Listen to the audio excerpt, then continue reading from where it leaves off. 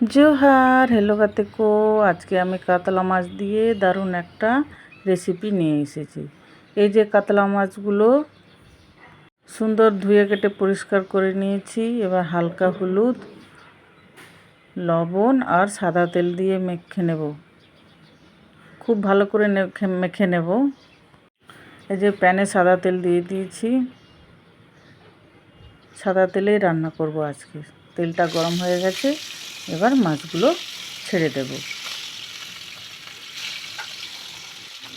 মাছগুলোকে সুন্দরভাবে ভালোভাবে উল্টে পাল্টে ভেজে নেব।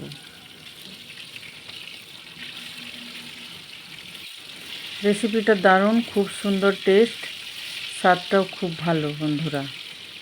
তো একবার আপনারাও বানিয়ে খাবেন। এবার আমি কিভাবে বানাচ্ছি আপনারা সাথে থাকুন। ওইদিকে হচ্ছে, এদিকে কাজু, সাদা তিল, মৌরি এগুলোকে আমি পেস্ট করে নেব। পেস্টটাও হয়ে যাবে, এদিকে মাছ ভাজাটাও হয়ে যাবে। দেখুন সুন্দর লাল লাল হয়ে গেছে। মাছগুলোকে এবার তুলে নেব। বেশি কড়া করে ভাজবো না, মাছটা একটু নরম থাকবে, তো দেখতেও সুন্দর লাগবে। একটু লাল লাল মাছ ভাজা।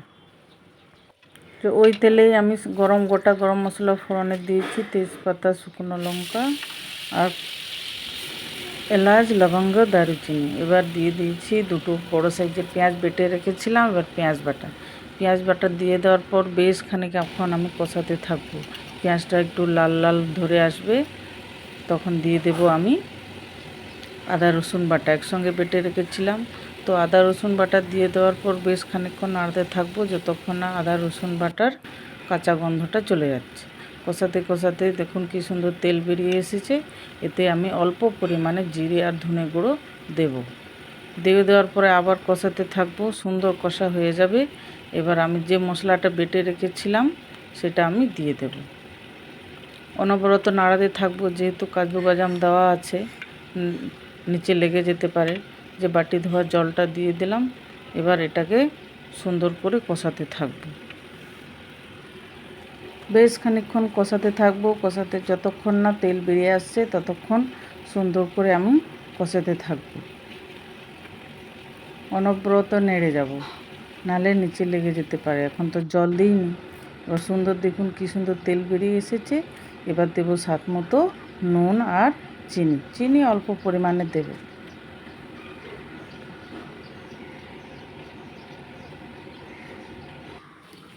এবার কষানো হয়ে গেছে, কি সুন্দর তেলটা বেরিয়ে আসছে, ছেড়ে আসছে। এবার দিয়ে দেব টক দই।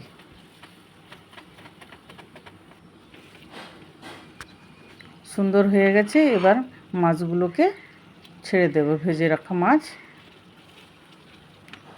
একটু খানিকক্ষণ ফুটতে দেব। এবার হয়ে গেলে, মোটামুটি হয়ে এসছে,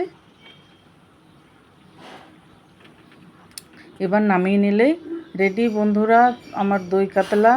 তো কেমন লাগলো আপনারা অতি অবশ্যই আমাকে জানাবেন, কমেন্ট করবেন, লাইক করবেন, শেয়ার করবেন। নতুন বন্ধু হয়ে থাকলে অতি অবশ্যই সাবস্ক্রাইব করে রাখবেন। আর রেসিপিটা পছন্দ হলে আপনারাও বানিয়ে খাবেন।